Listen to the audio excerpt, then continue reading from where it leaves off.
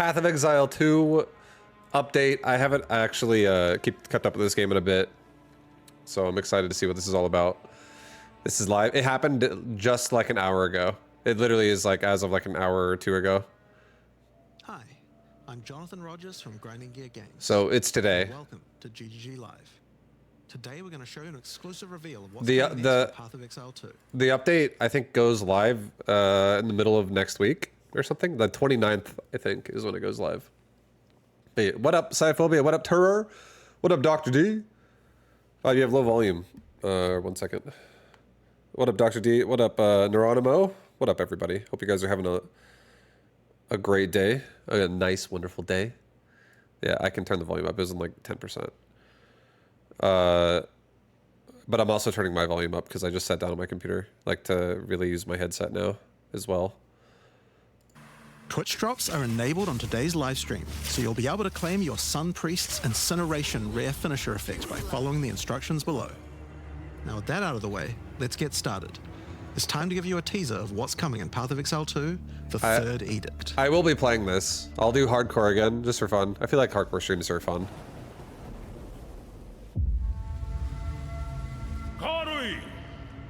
I have called you here to save our people, to save our way. Over the ages, we have known pain like no other, but we endured, and we became mighty. Oh. Now, outsiders dishonor our shores, and we have stood by, doing nothing. Hear my voice, ancestors! Show us your strength! Show us the true way! I understand. You still have the streak! That's dedication. Thank you, Nadine.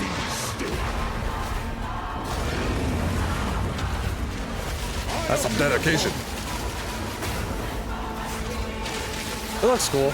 Like, this game always has pretty, very pretty visuals. The fights look sick.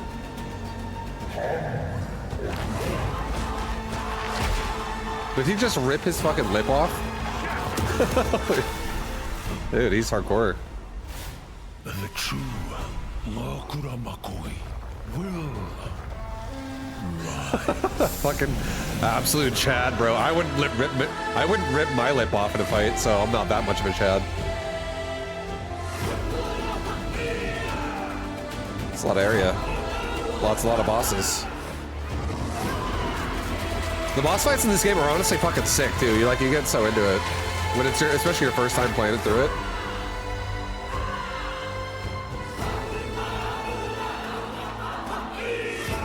Oh my god, that's 150 new talents in the passive tree. I don't trade. I usually play SSF.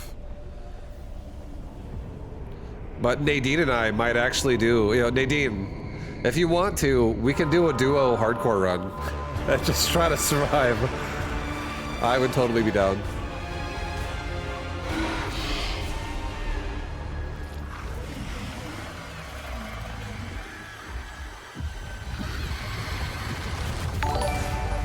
Yo, Andruna Beast! Andruna Beast, thank you for the 73. What is dead may never die. Now, as you can see, there's a lot going on, and we have a lot to reveal today.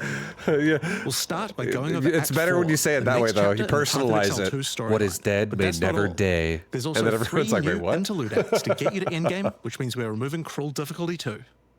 After that, we'll be going through the massive changes to characters. I'm super excited to show you how I've overhauled the entire support gem system, added new skills, and yes, there are buffs. Next, we'll go over the Rise of the Abyssal. I know what you meant. We just watched that together. League mechanic, and talk about the new rewards, crafting systems, areas, and bosses that it adds. After that, it's on to changes we're making to the endgame. Then it's time to talk about items, crafting, and oh yeah, trade. That's going to be a big one. We'll then go over our new supporter packs and finish up with a live Q&A session where Ziggy D will ask Path of Exile 2's game directors, myself and Mark, your questions from Twitch chat. I don't think I'm not going to watch that part. That's too much. It's too much. I don't want to watch the Q&A. I just want to watch nice details to chew on. I just want to watch the main We've got a lot to cover releases. Today, but first, another announcement. Yeah, the announcement. When the third edict launches on the 29th, we'll be having a free weekend for Path of Exile 2. That's right, Path of Exile 2 will be free for the first time without requiring an early access key. The free weekend will end on September the 1st, so you'll have plenty of time to give the game a try. That's cool. All right, let's get started with Act 4. If you haven't played it yet, you should totally try it. The game's honestly so fun. I had so much fun playing this has agreed to with the first release. An ancient weapon that can be used against corruption, the instrument of the third edict. The weapon was broken in ages past, but he believes that the pieces may be found in the Karui archipelago, the home of the Karui tribes. You will need to journey to Kingsmarch. It's really fun. I'm not gonna lie. You could play this game while you watch me play ViBElol. Act 4 is completely non-linear, and you can visit the islands. I feel like that would be a fun experience. Or you watch me play this game. The pristine beaches of Whakapanu Island. It's sick. The Karui whisper of a curse that afflicts all who travel there. Perhaps it's related to the weapon you seek. Or maybe you will visit the volcanic shores of the Isle of Kin. I feel like my favorite way to play POE 2 is just sulfite and driven by some dark force. You just send it on a hardcore run without knowing anything, and you just try to survive. It's a really challenging but really immersive game. It's so fun. No matter where you choose to go, you will fight dangerous beasts. And building a character in this game is sick. Find fabulous treasures.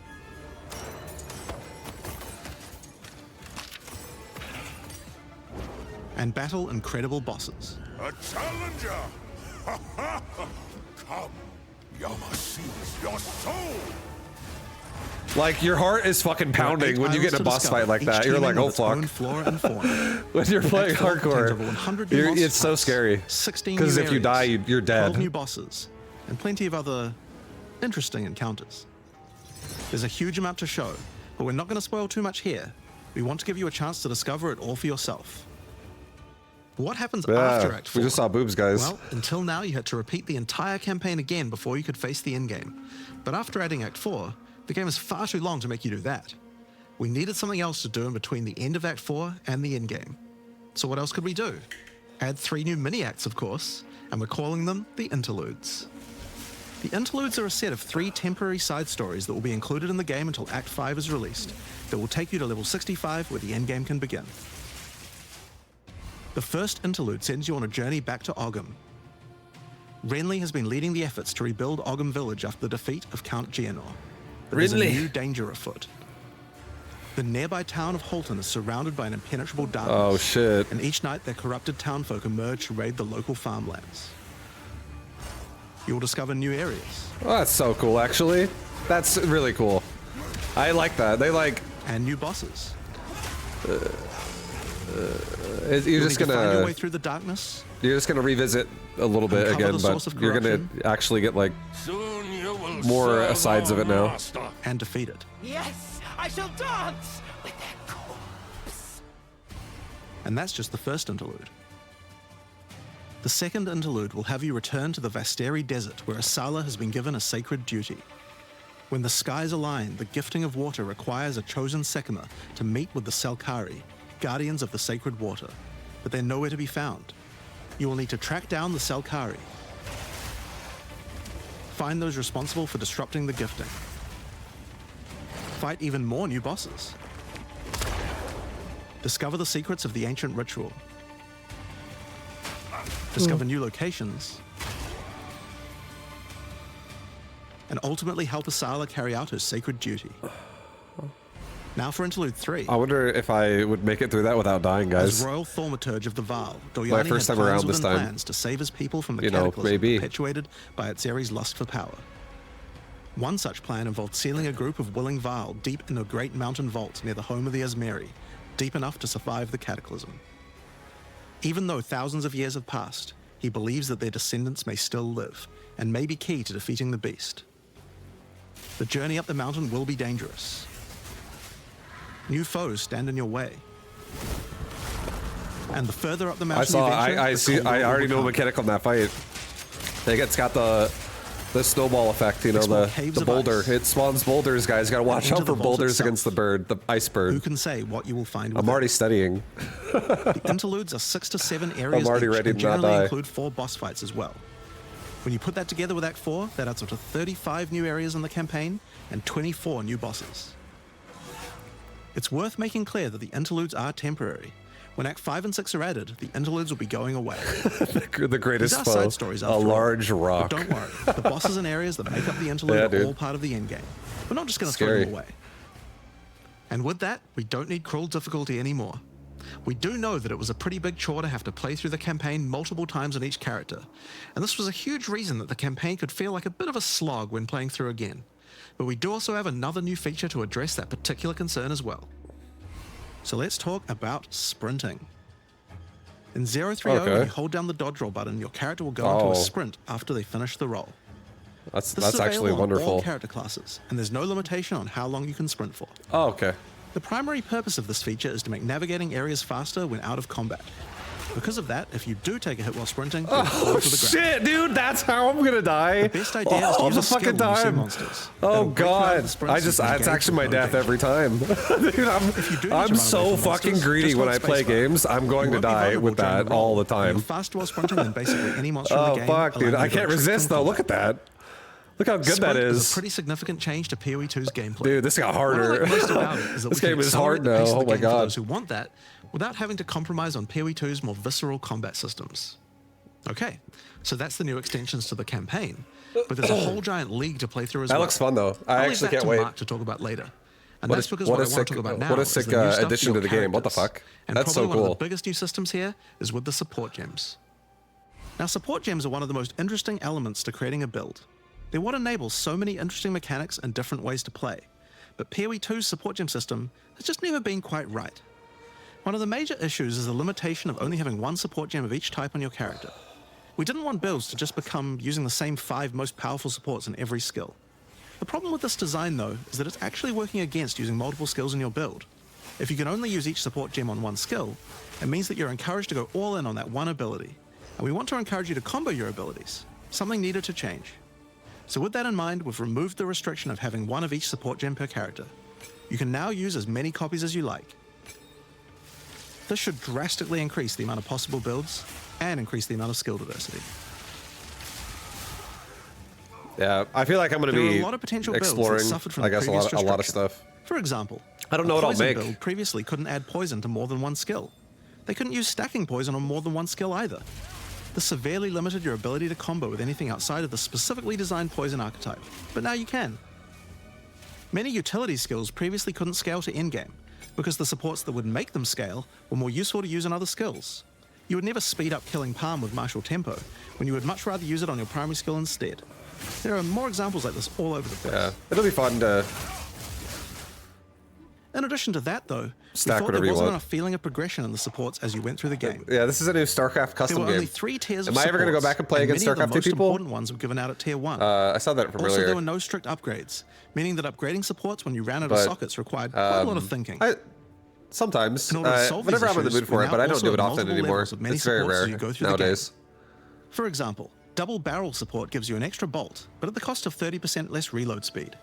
At tier 2, the penalty gets lowered to 20%. But then at tier 3, the support gem gets something new.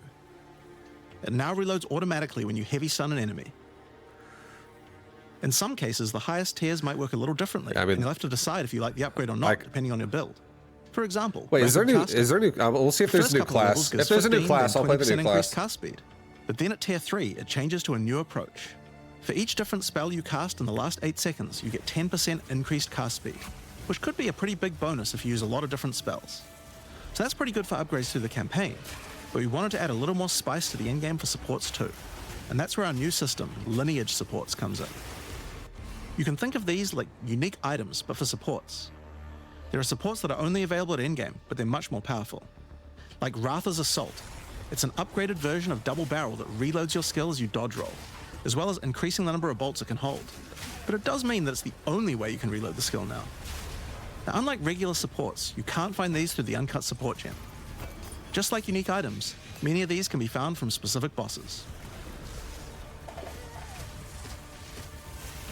And there's a ton in the regular drop pool too. Some of them are fairly rare, others fairly common. Some of them are build defining, others are just straight up power upgrades. All in all, there's around 40 lineage supports being added throughout the endgame, so there's a lot of power to find out there. Now, the new support gems are certainly going to open up a lot of builds, but of course we have a huge range of improvements to individual character classes as well. As well as adding new skills, we had a big focus on buffing existing skills so that they can scale well into the endgame. There's a huge amount to cover here, so we're not going to discuss everything. We're just going to quick fire through some of the coolest changes. We wanted to make cold a more useful element on the Ranger, so we've expanded the cold tools available. As well as increasing its range, Escape Shot now creates fragments of ice whenever it hits the ground. These fragments explode after a short time, making the skill better for killing groups of enemies. But not only that, we added an ice fragment support that creates more of them when killing frozen enemies. And a new buff skill called Ice-Tipped Arrows that allows all your arrows to create ice fragments. This already gives clear to rangers wanting to use ice, but to take further advantage of the ice fragments, Freezing Salvo has been upgraded to shoot additional cold arrows towards every fragment, giving you a nuke-like ability.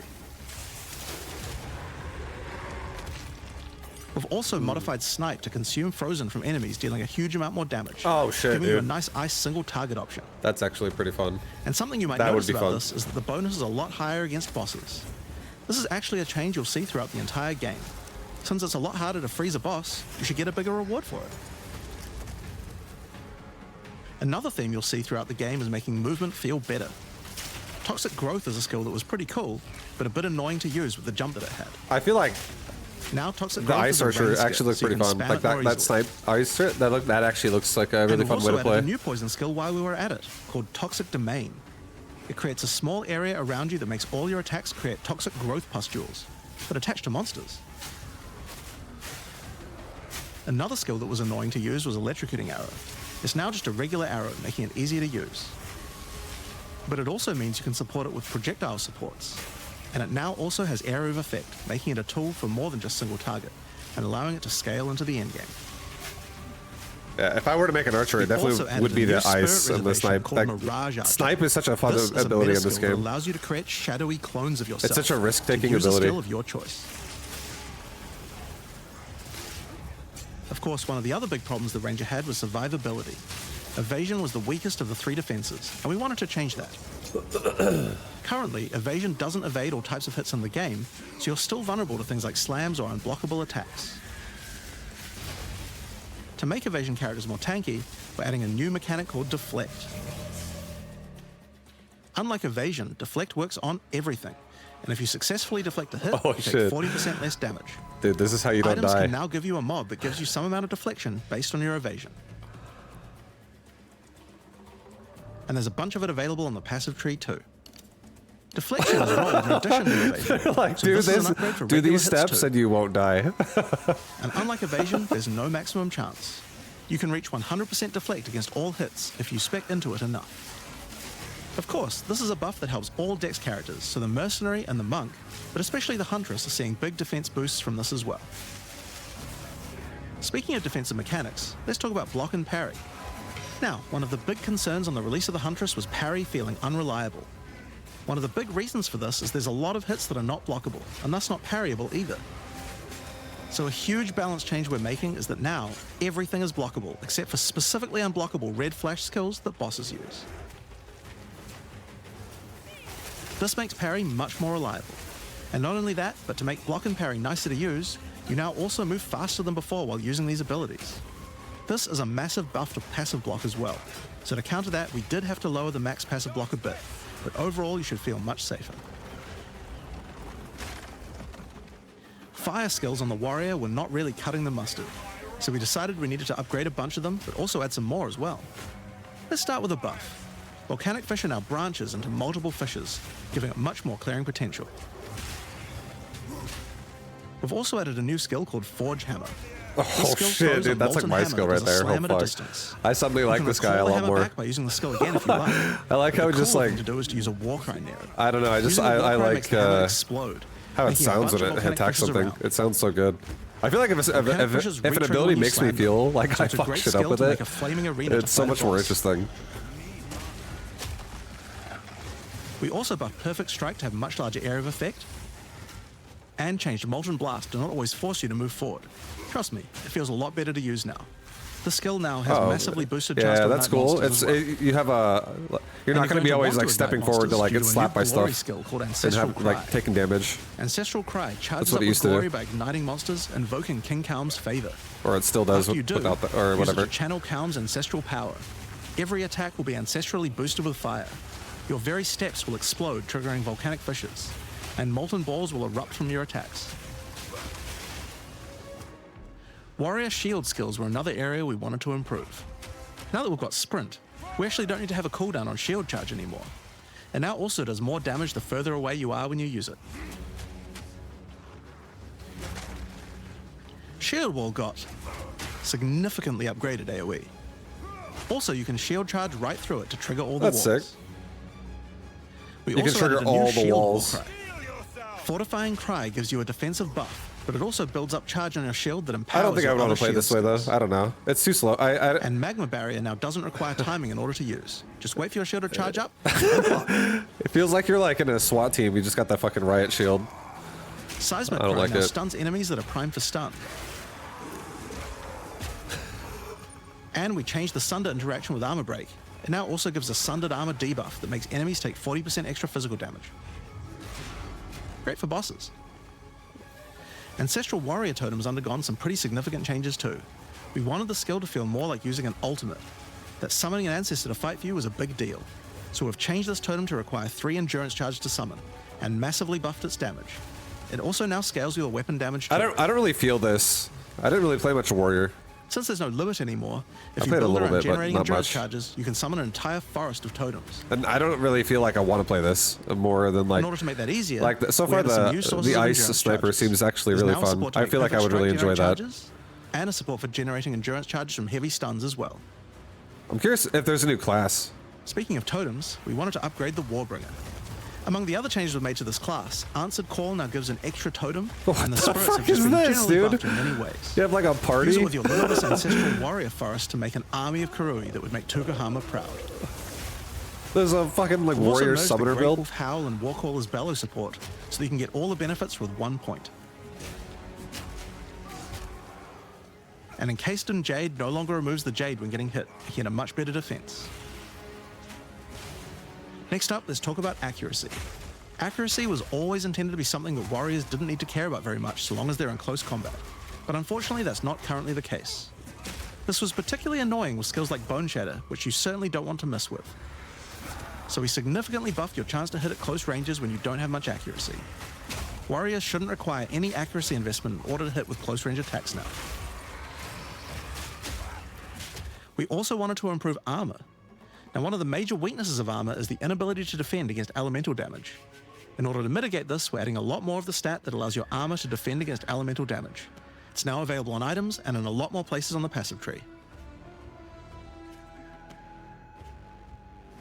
One of the most important improvements we've made in 030 is to declunk the action and flow of shooting crossbows. You can now reload crossbows without any movement penalty. But not only that, all skills that can be used while moving now slow you for a shorter amount of time. This change benefits everyone, not just crossbow skills. With both of these changes put together, the run and gun playstyle feels much better. It's hard to explain how important this change is for the feel of the class. The Mercenary is also a good chance to talk about how we're rebalancing to make comboing skills much better. Take Shock, for example. It buffs damage and lasts 4 seconds right now, but that isn't really giving you enough time to take advantage of it. If you're going to add a lightning skill into a build that otherwise wouldn't use one, we need to make mechanics like this much better. So we've increased shock duration on monsters to last 8 seconds. And skills like Plasma Blast, which are intended to be good at shocking enemies, now increase the damage bonus by a lot more. You'll find changes like this all around the game. Chill now lasts 8 seconds, giving you more of a reason to weave in cold damage. Freezing skills are better at freezing. Burning skills need to cause burns that last longer. But making skills like Permafrost Bolts and Incendiary Shot double down on how they're supposed to be used, it makes using them in your build alongside other skills much more likely. We're also making sure to buff specific combos too. The freeze explosions from frag rounds now chain to nearby enemies. That's cool. And using high velocity rounds with armor break will now fragment the opponent's armor. This causes monsters to take a portion of high velocity rounds damage with every subsequent hit, even tiny pellets. I actually So feel that like means following it with a crossbow shotgun blast is gameplay. way more effective. I don't know. I don't like it There's as a lot much. more buffs to crossbow skills, but for now, I'm just going to talk about the new one we added, the mortar cannon. This one lets you socket Oh any shit! grenade It's trying skill, to and bring me using back it will right now. summon a cannon which loads and then fires the grenade you choose. Oh. Oh shit, dude. That actually does look really fun. I'm not even Another kidding. issue on the mercenary were banners. They were just not very good, so we're doing a big upgrade to them. They now last longer, don't disappear when moving out of them, and we removed the Valor mechanic. They now just give a much more consistent and stronger buff, and you can use them when you get enough glory. On which one of the main focuses was making Dude, I various actually kind of want to make a mortar now. Melee minions in Either particular one, were just the not mortar that or great compared the to ice ranged archer. ones. Either one of those actually look As a really starting fun. point, we The just ice straight ranger. up removed the requirement for minions to have accuracy. Attack minions now always hit, which makes them way better.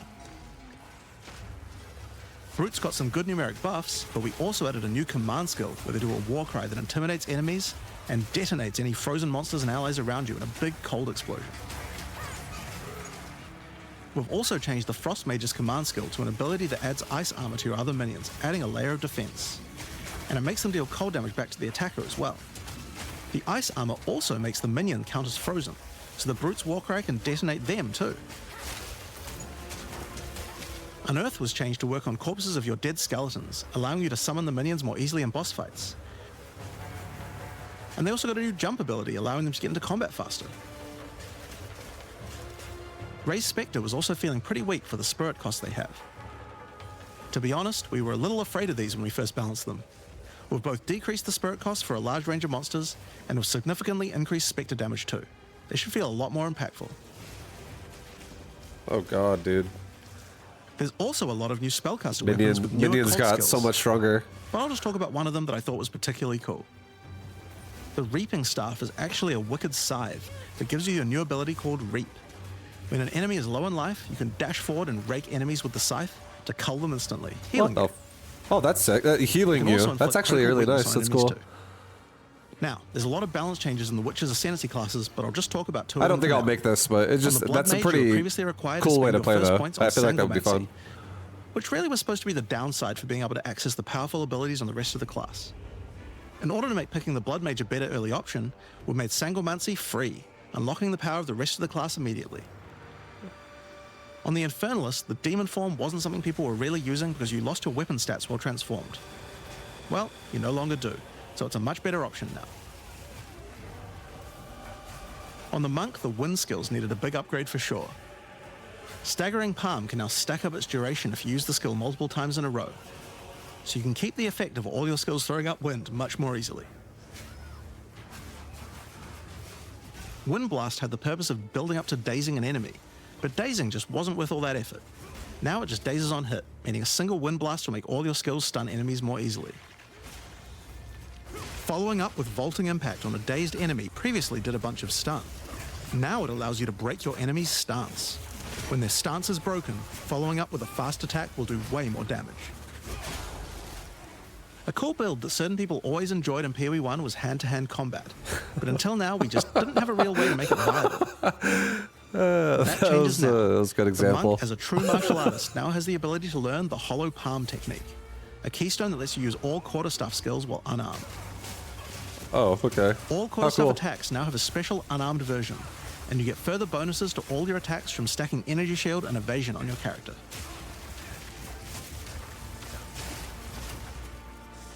A new keystone we also added to the Monk section of the tree is Walker of the Wilds. This changes Mana Leech to work with elemental damage instead of physical, which is pretty useful for all those elemental attacks the Monk has, but it works well for the Ranger too. Now, one of the least used Ascendancy classes in the game is the Acolyte of Chayula, so we knew we needed to make some changes here. One of the key things we had to do was make the chaos damage that the Acolyte can do much more useful. So we've added a new skill allowing chaos damage to ignite, shock, chill, and freeze, embracing the elemental prowess of the Monk in a truly chaotic fashion. In addition, he can make all of his chaos damage leech. And we've buffed Into the Breach and Embrace the Darkness by moving the effects of the 4-point nodes into the base skills. He also gains a new notable, Grasp of the Void, which leaves void illusions behind you as you dodge roll. If they're killed, they do massive I feel like explosions it looks of cooler darkness, on the character. dealing damage to everything in sight. You just have all this like energy around you. Now let's talk about Sorceress skills. One of the things we wanted to improve on the Sorc is the ability to use multiple elements together more effectively. Now, this might seem small, but one of the things pushing you towards using a single element is debuffs like Elemental Curses, which lower resistances of a single element. In order to fix that, we're making quite a lot of game-wide changes to these kinds of mechanics to broaden what they apply to. So for example, there's no longer 3 curses for fire, ice, and lightning. Instead, there's just a single curse that buffs all 3 at the same time. And things like Frostbomb, which gave you cold exposure, now give elemental exposure. You can use it to buff any of your other skills. We also wanted to make switching between different weapon sets smoother, so you can use different elemental staves more effectively. To do that, we've removed the weapon switch time. That's pretty It cool. now happens instantly. That's actually pretty This cool. applies game-wide too. Now, we didn't just want to stop there. We wanted to add some specific mechanics that work between different elements, and that's where elemental infusions come in. Certain skills can now drop elemental infusions. For example, when a frostbomb explodes, it leaves behind a cold infusion on the ground. After picking it up, you can spend it on one of any number of different skills to transform how they work. Spark will create a nova of cold-infused projectiles. Ice Nova will leave a chilled area on the ground. And we also added a new low-level skill that fires ice shards. Use it with cold infusion though, and the ice shards will explode. Orb of Storms now generates lightning infusions when you cast enough spells near it. And that's all spells, by the way, not just lightning. Once you have one, you could cast a lightning flame wall, which adds both fire and lightning damage to all the projectiles that pass through it.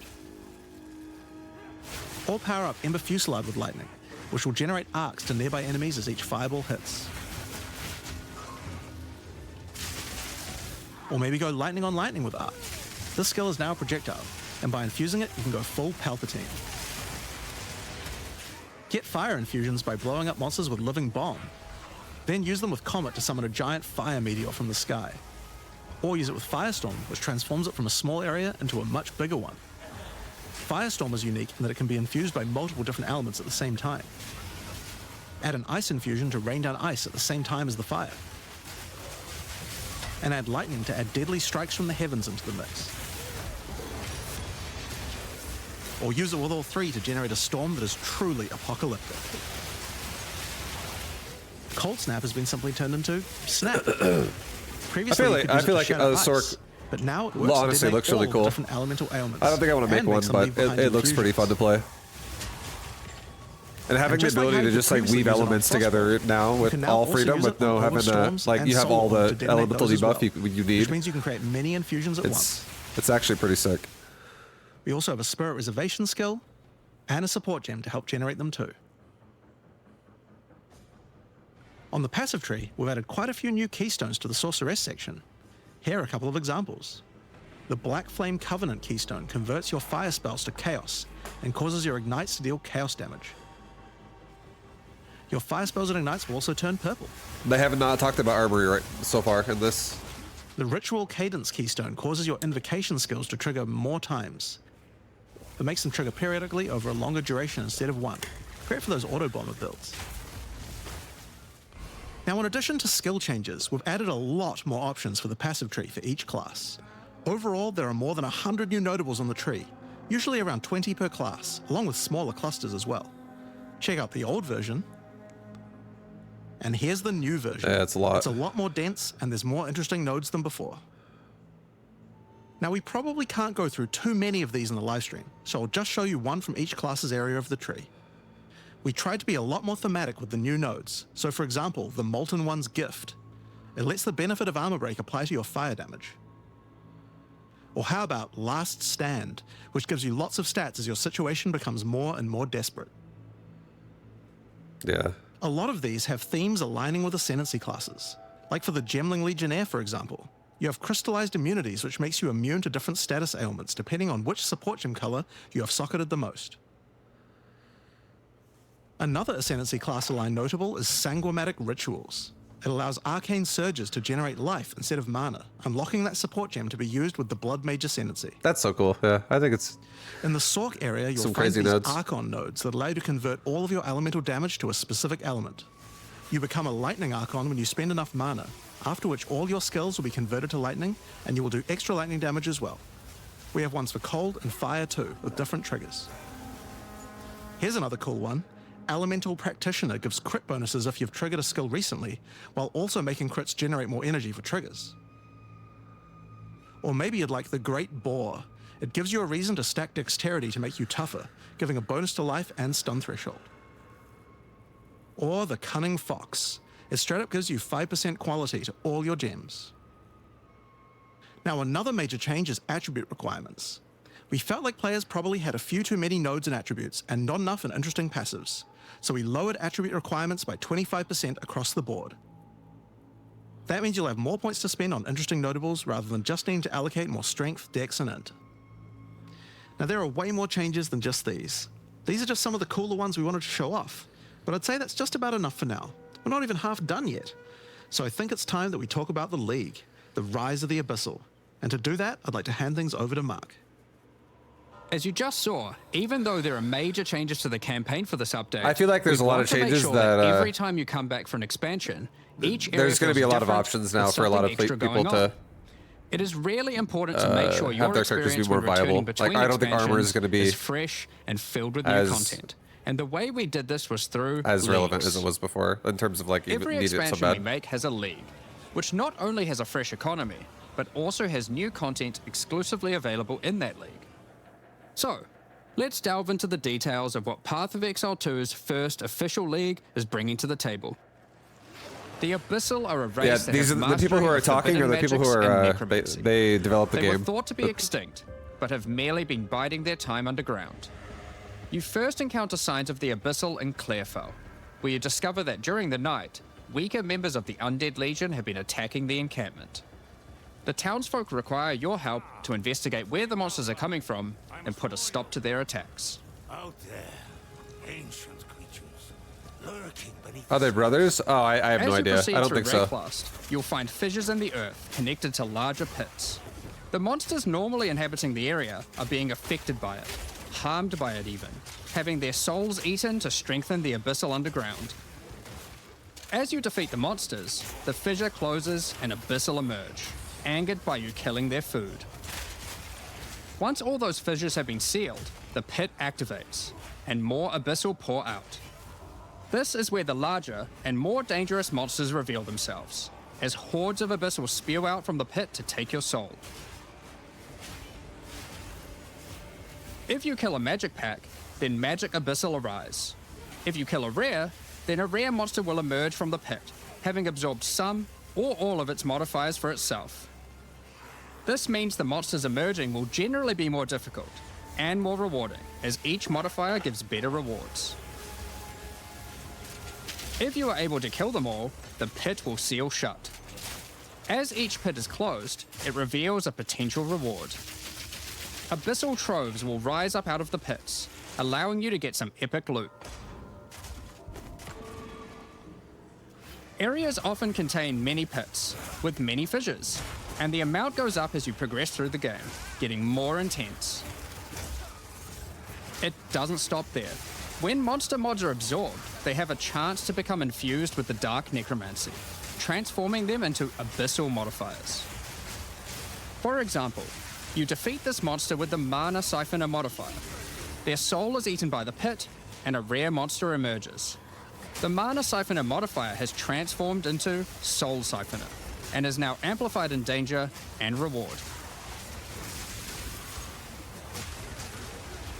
Abyssal pits also interact with other monsters and mechanics. If you defeat a rogue exile that's near one, it'll be revived as a Lichborn that has multiple abyssal modifiers. Lichborn exiles even have their own unique jewel they can drop, if you are lucky enough to encounter and kill them. If an abyss spawns near a boss, killing it will summon a gigantic Giga Larvae creature. Okay. They keep coming, Monsters bro. imprisoned in essences near abyssal pits are affected by the abyss too. They will come with an additional new essence item that can be used to craft your items. So, that's your bread and butter of the Abyssal League. Kill surface-dwelling monsters, kill the emerging abyssal, close the fissures, overcome pit encounters, and reap the rewards. There's a lot more to this league, however. As you complete abysses, you can find ancient pieces of bone, preserved from the remains of fallen Lichborn. These are one of the many rewards for your mission to seal the pits. You can use this on a rare item to imbue it with abyssal magic, adding a special hidden modifier to your item. But how do you reveal it? In Act 2 of the campaign, you'll encounter a new area. This area is overrun by the Abyssal and the Lost Men. After clearing through this area, you'll find the Well of Souls, a giant cavity with a massive vortex of souls swirling beneath you. So how do you reveal the mods on your abyssal-infused items? Obviously, just throw them in, right? Yes, that's exactly what you do. Before throwing it in, you are given the option of how you want to transform it, in the form of a choice of 3 different modifiers. Once you've chosen your desired mod, throw it in, where it will absorb the power of the souls, and the ominous creature will then retrieve it for you. These modifiers can be ones from the core mod pool, all the way through to specialized modifiers that cannot normally appear on items. During the campaign, you can use it as a way to more easily add useful existing mods, but during the endgame, there is a whole set of new and powerful mods you can add to your items. Like this mod for crossbows, that allows you to place an additional ballista totem. Or this one that adds spirit to your staff.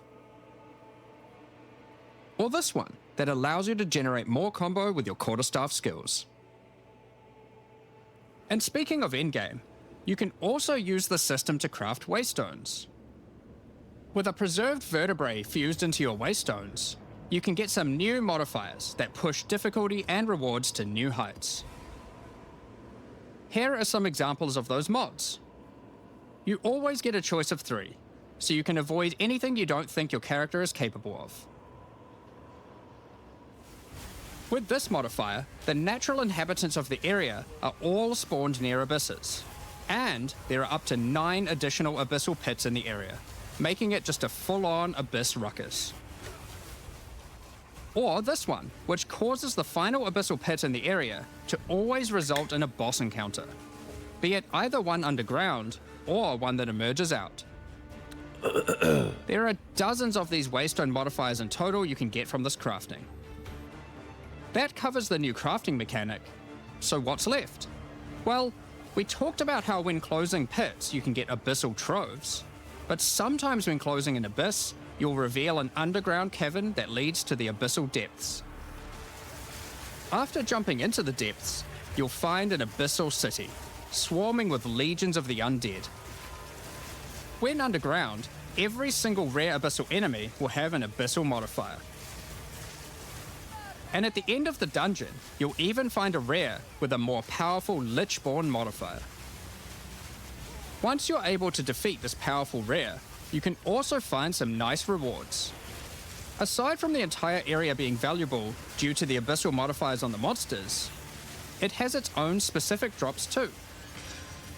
One example is a set of lineage supports that can rarely be found in these depths, like Kurgel's Leash. This support empowers both you and your minions when you command them, granting unholy might to you both. Another depth-specific outcome is a set of omen-like items that amplify your abyssal crafting. Additionally, we're adding some new socketables that can drop from the abyssal depths. Take Ulaman's Gaze, which can be socketed into your armor. These are a bit special, in that you can only have one equipped at a time, but give some pretty powerful effects. Think of them as almost a unique socketable for your equipment. In the endgame, There's so many power spikes. There's so many power spikes for your character. Of underground This patch. In these areas, you'll find an ancient spire, a device being used by commanders of the Abyssal factions to plunge Rayclast into a lightless void. Your goal is simple. Kill this commander and destroy the spire. There are 4 bosses in the Abyss League, and there are some pretty cool uniques available from them. An example is this belt, Darkness Enthroned. It has 2 sockets. But hold on, socketables don't work on belts. Well, this belt has a special mod that allows it to count as a different slot for the purpose of socketables. This one, for example, counts as a helmet. I kind of want one that counts as a body armor. I wonder how rare that one is. You can also find this unique jewel, Undying Hate. This jewel transforms part of your passive skill tree into an abyssal version, and has multiple depths. The deeper it goes, the more of your passive tree is affected, allowing you to fulfill your fantasy of becoming part Abyssal Lich. Now, the last thing that Abyssal commanders can drop is a Finger of the Lich. But what use do you have with a random undead finger? Well, the next time you return to the Well of Souls, with the finger in your inventory, your character will almost feel compelled. To do what, though, you might ask? To jump in. The items you threw in I have came not back more tried powerful, Titan Quest 2 right? now. So, what's the worst that could I've just been happen? playing mostly ViBElol. Well, you will just have to find that one out for yourself. Along with the introduction of Act 4 and the interlude, we will be adding 25 new in-game maps. These maps will contain all the new monsters and bosses we're adding, improving variety I like the look of that and one. giving you The opportunities water, to the experience graphics are so the new sick boss in this fights game, honestly, many every time. times.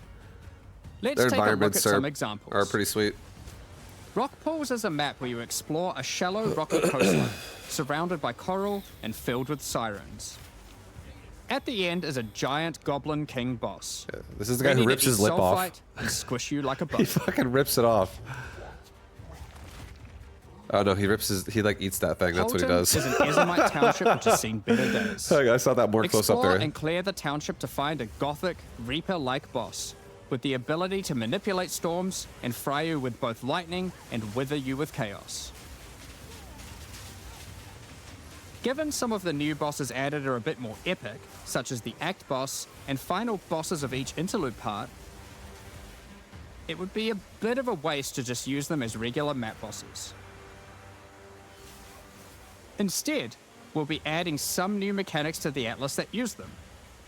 These start appearing pretty fast into the endgame and will help bridge the gap until you do your pinnacle bosses. In the desert biome, you can encounter a wild sandstorm. 3 maps around the sandstorm contain a device you must activate. Upon doing this, the sandstorm's magic is disrupted, revealing the map inside This and isn't allowing Mecca. you to access it and find the cause. What up, Dr. Dark Knight? What up, dude? This presents itself in the form of a boss, similar to the existing is, Citadel bosses. This is before This Mecca. boss is a Faradin Swordmaster, who has been blessed with the power of a Time Djinn, allowing him to take his swordsmanship to the next level by replicating himself, maneuvering rapidly, and severing the fabric of time itself with his powerful slashes. In the water biome, you'll encounter a giant maelstrom, where one of the maps surrounding the water biome connects to it, but the connection is obscured. You must run the maps nearby, hoping to find a beacon, which will remove the maelstrom and reveal the connection to that map. Another example is this Vaal vault in the mountain biome. But how do we get inside? Running the adjacent maps to it will yield a key, which you can then use to gain access to this vault. Or, you could just trade for one, I guess. Use the key to dispel the powerful force field surrounding it, leading to the Vaal Elite and their rewards inside. These all contain Uber versions of the Act 4 boss, and the bosses at the end of each part of the interlude. And each have their own exclusive drop pool of new lineage supports, which, as Jonathan spoke about earlier, are powerful support gems that modify your skills in pretty crazy ways. As an example of a lineage support which can come from the Faradin Swordmaster mentioned earlier, we have Garo Khan's Resolve, which causes your critical strikes to fork, but requires some mobility on your part to properly enable. From the boss sealed in the Vaal Vault, we have Paquate's Pact, which supports your war cries, causing them to inflict massive amounts of corrupted blood at the cost of your own life. Additionally, some maps can now spawn summoning circles, a room resembling an Ezomite henge. Activating this henge will spawn bosses. It's as simple as that. We'll also be making changes to how affixes and waystones work, as the current prefixes equals good, suffixes equals bad iteration isn't quite hitting the mark. We tried something new here in Path of Exile 2, but after seeing the feedback we decided we actually liked what we had in Path of Exile 1 more. Like Path of Exile 1, each affix will now be both difficult and rewarding. Waystone mods now grant an increase to the number of waystones dropped, Oh my god. and an additional specific upside attached to it. This means as you roll your map, they will continue to get more difficult and more rewarding, and allow you to customize the difficulty and rewards of your maps better. For example, the Frostbitten mod, which causes enemies to deal cold damage, also increases the rarity of items dropped as its upside. Whereas the Of Venom suffix modifier, which causes enemies to poison on hit, has the upside of granting increased pack size. Some maps will end up having a lot of rarity, some a lot of pack size, and others will just have a mixture of everything. Due to now having more modifiers granting difficulty, we will of course be reducing the difficulty per modifier to account for this. So, that's your Atlas, maps, and waystones, but what about Breach, Ritual, Pinnacle content, and others of the sort? We're making some changes around this too. The first change is that you'll now be able to invest 2 points into your specific League Atlas trees before having to run the Pinnacle content. There will be a specific objective for each type of content which grants you those points. For example, in the case of Delirium, it's simple. You just need to find and kill one of the bosses in a map, Omniophobia or Kosis. The rest of the points for each content come from the Pinnacle content, but we're making some changes to accessibility here too. Currently, access to most Pinnacle content requires the same key at the easiest and most difficult version of the content. This creates a negative feeling where at lower difficulties, instead of wanting to run the content, you're often better off just selling it to someone who can run it at maximum difficulty. To address this, each content will now drop splinters, which will not form into singular items. Instead of using the singular combined item in the Realm Gate, you can now just bring your splinters. Upon inserting the splinters into the Realm Gate, an interface will appear, allowing you to pick your difficulty, and you'll notice each difficulty has a different entry cost. This means if you want to run easier difficulties, it costs less, which also allows you to run this content much sooner into the endgame. Because these encounters now just require splinters, their corresponding Atlas tree no longer affects the difficulty of them, and has been changed to purely affect the content and maps on the Atlas. The Arbiter of Ash works a bit differently. Instead of requiring splinters, he still needs crisis fragments. We now have only 2 difficulties of the Arbiter. The first, requiring the existing fragments obtained from citadels. The second, Uber Arbiter, requires calamity fragments.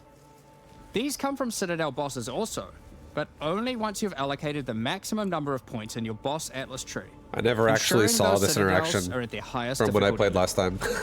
Since we're talking about Pinnacle We made it to content, maps and died we like also every time. felt that the leveling curve in the late game was a bit too steep. We've smoothed this out a bit so that it's easier to get to the mid-90s. We've also added some new in-game unique items. Let's take a look at a couple. Thunderfist is a pair of gloves that grants Crackling Palm, a skill which empowers your unarmed attacks, granting the ability to call down the storms themselves on enemies you hit. Put simply, literally every monster you hit with your unarmed skills will be struck by powerful lightning. Pair this with the aforementioned Hollow Palm technique to embrace your true unarmed prowess in combat. Another unique we're adding is Henekura's Sight. Equip this amulet to be granted the power of the Mother of Death herself. This is reflected by granting you a skill called Foresight. While you have Foresight, your dodge roll no longer avoids hits. But instead, being hit while dodge rolling restores you to full life and makes you unable to die for a brief period of time.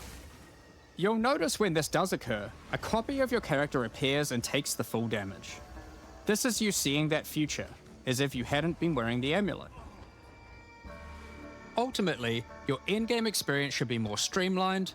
With new content to find, you'll be able to invest in your Atlas trees sooner, engage with pinnacle content faster, have less FOMO running said pinnacle content, reach higher levels easier, and do all of that while finding many new chase endgame items. Talking about finding items is one thing, but what about crafting them?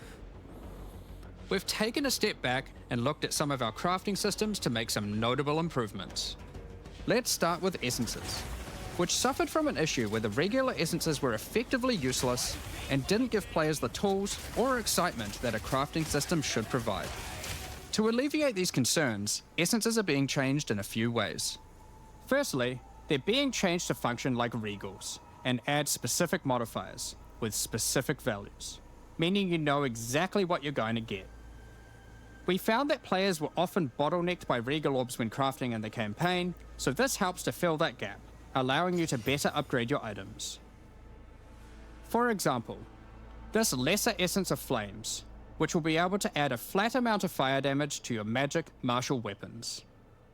Secondly, we're adding many more tiers. That Lesser Essence of Flames, for example, has a regular variant and a greater variant too, adding even more fire damage with each upgrade. The intention of this is so that when you find one early on, you don't worry about holding on to it till later to use on a higher level item. You should feel free to use them as they come to get powerful upgrades during the campaign. Lastly, our highest tier of essences, now called Perfect Essences, will function like a Chaos Orb instead of a Regal. So it will replace one of the modifiers on your rare items with the specified mod, such as this Perfect Essence of Flames. You'll notice this one doesn't just add flat fire damage like the ones before it. The Perfect Essences often give something a bit different, with some opportunities to be pretty damn powerful. There are many different essences, each with many tiers, covering many of the more core modifiers you'd want on items early on, through to chase specialized ones for in-game. Speaking of in-game, we really wanted to expand our crafting options. There are, for late again, so many in-game modifiers crafting of power. projects. You might have noticed that at in-game, your characters are going to be you get fucking cracked. way too many transmutes. I'm excited. Wouldn't it be nice if some of those didn't drop? I'm just trying to, but like, instead you got something soak a it little all more in. powerful? At higher levels, you can now find Greater Orb of Transmutation and Perfect Orb of Transmutation. These can be used on normal items to upgrade them to magic, ensuring that the modifier generated is of a minimum level. This is similar to how you find higher tier items on the ground, but for crafting. That's cool. These higher tiers will also exist for Orb of Augmentation, Regal Orb, Yeah, that's sick. Exalted Orb, and Chaos Orb, Holy shit. meaning you can get all of the orbs required to take your item from normal rarity to a fully completed rare with guaranteed high tier mods. On top of these new core crafting currencies, we wanted to make sure there are powerful crafting bases to use them on. Now in endgame, you can start to find exceptional items. These are items that drop at normal rarity and are perfect for your from-scratch crafting projects. They can come with extra quality, up to 30%, or an additional socket to use your crafting socketables in. And yes, they can be corrupted for yet another socket. You can also get exceptional unique items. To add even further to your crafting arsenal, we've added a whole suite of new omens to ritual content, and removed some of the more unimpactful ones that weren't being used. Some of the new omens include the Omen of the Ancients, which will cause your next Orb of Chance to not destroy the item, but generate a random unique of the same class.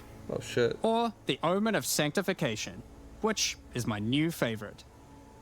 This will cause your next Divine Orb used on a rare item to reroll the values of its modifiers, allowing it to exceed the normal minimum and maximum values, raising the ceiling on the new most powerful rare items in the game.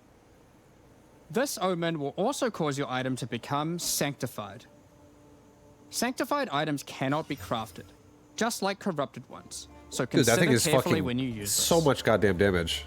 Another is the Omen of Chaotic Monsters, The fuck? which will cause your next Chaos Orb to reroll all modifiers on a Waystone, allowing you to fix your maps if you get some modifiers that are not feasible for your build. Besides these examples, there is a huge variety of new omens for you to discover in your ritual encounters. With the release of Act 4, notably taking place in the Karori Archipelago, you'll be able to now find a new currency item, Henikora's Lock. Henikora, the Karori goddess of death, has the power of foresight and is able to see many futures, including the outcome of your next craft. So, imbuing her lock onto an item gives you that same power too. For example, you'll know whether or not to use an Exalted Orb on your item, as you will know exactly what the outcome is. So, with all these new crafting improvements, it's safe to say you're going to be making some epic items, and not necessarily just ones for yourself. So given that, it's time to talk about a massive one. Trade. It's finally here. The moment we've all been waiting for. Fully asynchronous trade. Over the years, the way players trade with each other in Path of Exile 1 has morphed from using I never the appreciate this because I always play through to the in-game chat, my own personal character. all the way through to using the website. These systems, in all their iterations, work for a while, but with each iteration, new problems eventually reveal themselves. Be it requiring you to be in your hideout too much instead of out there killing monsters, or never getting responses They from finally people did it. who are The either technology's AFK there. or just can't be bothered. I bet if you're somebody who trades a lot, I In used to order trade finally solve this, in like Diablo and 2. this has been a long time so I coming, understand. we're adding a new system that allows you to buy items from other players without requiring the seller to be present. They can continue farming, killing monsters, AFK as they please, and can even be offline. With the introduction of King's March in Act 4, you will encounter Ange, assistant to Rog in the Meridian Free Traders Company. Over the last 2 decades or so, since Path of Exile 1's storyline, Faustus has handed down his knowledge and expertise to Ange, and she is now ready to take over his business. If you have a hideout unlocked already, you can immediately invite her there. If you don't have a hideout yet, you will need to acquire one. You can do this by completing a quest to defeat one of the bosses inhabiting an island in Act 4, allowing you then to take a slice of it for yourself, making it your new home and base of operations. Once invited to your hideout, she will now serve as operating your currency exchange, but also serve as the figurehead in your new trading empire. So, how does this new system work? In the existing trade system, you would list items for sale in premium stash tabs. You make And your then own when merchants. someone wanted one, That's you'd have actually to take fucking it out pretty for cool. yourself and trade it to them. You have a merchant in your hideout that just like does Now, things for what you instead say of they're using for. those, you can give your items to Ange so she can sell them for you. That's so sick, Each actually. item must have a price set. The prices are set using in-game currency items, such as Exalted Orbs or Chaos Orbs. Once a price is set, other players will be able to find the item by searching for it on the trade website. Once a desired item has been found, you can hit a Teleporting. button, which will instantly teleport your character in-game to their hideout. You want it teleporting you Then now. you can immediately purchase the item. And while there, if you want, browse their Yeah, other that's cool. goods. In case there's a good deal someone else hasn't yet discovered. You'll notice that as a buyer, on top of the currency the seller set for the price, it also costs gold to purchase an item, as Ange has bills to pay after all. That's a good deal. As a seller, Good you'll deal. immediately receive a notification when an item of yours is sold, and can also see an effect above Ange in your hideout when she has unclaimed currency. Just go talk to her, claim your currency, Your earnings. and continue playing at your leisure. Oh my god, dude. Imagine waking up and you just have As like a many people shitload of already Exalted Orbs. acquired premium stash tabs for the purpose Yeah, of cool. the trade system, we Everything's wanted sold. to add a way for you to convert your existing tabs to merchants tabs, if you want.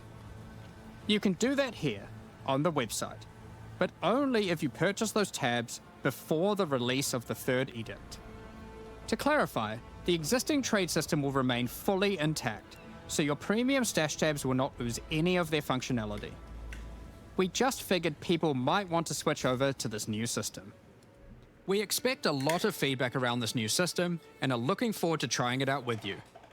As we are not able to test internally with an entire, thriving economy, there will certainly be some kinks to work out. Based on how the system goes, we will be adding it to Path of Exile 1 when ready, so any of the tabs you purchase will also be usable there later. That's cool for them. I know there's a lot of people that like POE 1 still. We're going to be talking about our new supporter packs. Today, we're launching 2 new series of supporter packs, the Justice and Trathan Executioner packs. Each tier contains the pack's full face value I like the dude points, in the middle alongside several with exclusive the microtransactions. spiky helmet. As always, the microtransactions in these packs are purely cosmetic and do not affect your character's power or progression in any way. The Justice series of supporter packs contains 6 exclusive microtransactions. Claim glory after defeating enemies, or inspire your allies by calling down the Banner of Justice portal. The Roman armor The is Sphinx pretty drippy. Mystic hideout decoration will identify items for you, displaying them as it does so. This ancient creature has been presented with many items over the eons, so has some strong expressions to make on the quality of your wares.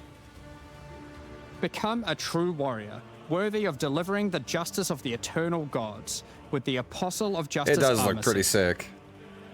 I'm not gonna This lie. armor set also comes with a matching back attachment containing a set of scales to measure your worth. Oh shit. With the Apostle of Justice finisher effect equipped, the Goddess of Justice herself will appear to decide on a verdict for slain unique enemies. Witness as she decides the fate of your slain foes. Romania! Will they ascend to be amongst the gods, or be banished to the underworld? The Griffin fledgling pet will be your courageous companion as you journey throughout Rayclass. Huzzah! Take your place in the skies in the Plateau of the Gods hideout. This hideout comes with many different sections for setting up your home or base of operations. In order to travel between them, you simply just need to walk off the edge. Like a true eternal god, you can float between the mountains on the clouds themselves. Sick. The Trathan Executioner fly. pack series also contains 6 exclusive microtransactions. The Trathan Executioner finisher effect is a brutal display of Trathan might, crushing slain unique enemies as if they were bugs beneath your heel. Oh my god. As a Trathan Executioner, you're the perfect master for the ever-hungry carrion raptor pet. It has taken a particular liking to the taste of other pets, and at your command it will swoop down and eviscerate them, proceeding to satisfy its hunger by feeding on their corpse. The nobles of the 4 major Trathan houses had their mercenaries, but if their hired hands became notably irritating, they'd have to call in the Trathan Executioners. You can now embrace their methods and become brutality incarnate with the Cruel Trathan Executioner armor set. The matching Cruel Trathan Executioner Just cloak blood everywhere. will shroud you in scarlet as you crush the skulls of your enemies and leave a trail of blood behind you as you build up a kill streak. Or use the alternate variant to simply put a skeleton on your back. Be bathed in blood as you mutilate monsters with the Cruel Trathan Executioner character effect. The swirling blood increases in volume as your spree of slaughter continues. Both this effect and the cloak use the same kill streak for tracking how much blood is shown.